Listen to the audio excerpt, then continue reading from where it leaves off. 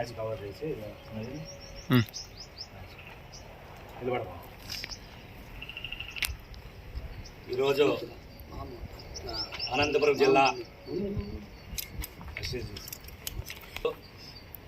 జిల్లా కుమ్మరి శాలివాన్ల ఆధ్వర్యంలో గౌరవనీయులు మాజీ ఎమ్మెల్సీ ఆంధ్రప్రదేశ్ కుమ్మరి శాలివాన్ సంఘం రాష్ట్ర అధ్యక్షుడైనటువంటి ఐలాపురం వెంకయ్య గారు నిన్న దినాన స్వర్గీయులు కావడం మా అందరికీ చాలా బాధాకరం. ఐలాపురం వెంకయ్య గారు కుల శ్రేయోభిలాషి, కుల ఆత్మీయులంటే ఎంతో ఆయనకి అభిమానం. అలాంటి వ్యక్తి ఈరోజు కుమ్మరి కులానికి దూరం కావడం చాలా మాకు బాధాకరం.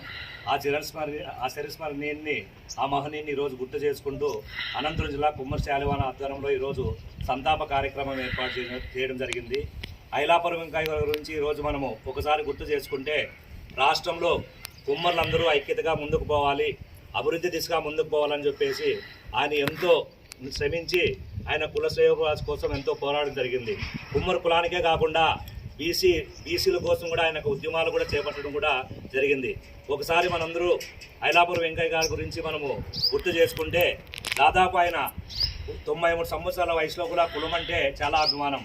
రాష్ట్రంలో ముఖ్యంగా నేటి పరిణామాలు పక్కన పెడితే అనంతపురం జిల్లాలో కుమ్మరులందరూ ఐక్యత దిశగా ఉందని చెప్పేసి ఎన్నో సమావేశాల్లో కొనియాడడం కూడా ఐలాపురం వెంకయ్య గారిని ఈరోజు మనం గుర్తు చేసుకోవచ్చు.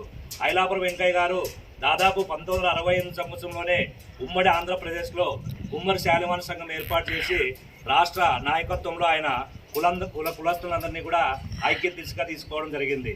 అదేవిధంగా రాజకీయంగా అత్యంత వెనుకబడిన కుమ్మరి శాలివాన్లు ఐలాపురం వెంకయ్య గారి నాయకత్వాన్ని గ్రహించి ఆయన మంచితనాన్ని గమనించి నాటి కాంగ్రెస్ ప్రభుత్వం కూడా ఆయనకు ఎమ్మెల్యే టిక్కెట్లు ఇవ్వడం కూడా మనందరికీ మన రాష్ట్ర కుమ్మరులందరికీ గర్వకారణం. కానీ ఆయన అక్కడ కాల వైపరీత్యం వల్ల కాలానుగుణంగా ఆ రోజు అక్కడ ప్రత్యర్థి చేతిలో ఓటమి పాలైనా కూడా వెంటనే నాటి ప్రభుత్వం ఐలాపురం వెంకయ్య గారిని నాయకత్వాన్ని గుర్తించి కూడా ఆయనకి శాసనసభ్యుడిగా ఒక ఎమ్మెల్సీ కూడా ఎన్నిక చేయడం కూడా మనందరికీ గర్వకారణం. కాబట్టి మనందరూ కుమ్మరి శాలివాన్లందరూ ఆ మహనీయుని ఎల్లప్పుడూ గుర్తుపెట్టుకోవాలి. ఆ మహనీయుని ఆశయ సాధన కోసం మనం కూడా కృషి చేయాలని చెప్పేసి ఈరోజు ఈ సంతాప కార్యక్రమంలో మనందరూ కూడా ఒక ఆశయం దిశగా ముందుకు పోవాలి. ఐలాపురం వెంకయ్య గారు అంటే అన్ని రాజకీయ పార్టీలతో కూడా సత్సంబంధాలు ఉన్న గొప్ప వ్యక్తి. ఆయనకి ఆ కులం అంటే చాలా అభిమానం. అదే కాకుండా 2011 అనంతపురం జిల్లాలో కుమ్మరి శాలివాన్ యువజన సమాఖ్య ఏర్పడిన తర్వాత కూడా ఆయన నాయకత్వంలో ఒక కమిటీ బలంగా ఐక్యంగా కూడా అన్ని రాష్ట్రాల్లో కొన్న ఈ జిల్లాలో ఐక్య దిశగా కూడా ముందుకు వెళ్ళడం మనందరికీ కూడా తెలిసింది. అంతేకాకుండా ఆ రోజు ఆ ఐలాపురం వెంకయ్య గారు కుమ్మరి కులానికి దూరమైనా కూడా ఎల్లప్పుడూ కూడా మన అందరి కుమ్మరి కులస్తులు అందరూ మనసులో ఉంటారని చెప్పేసి ఈరోజు మనం కూడా గుర్తుపెట్టుకోవాలి.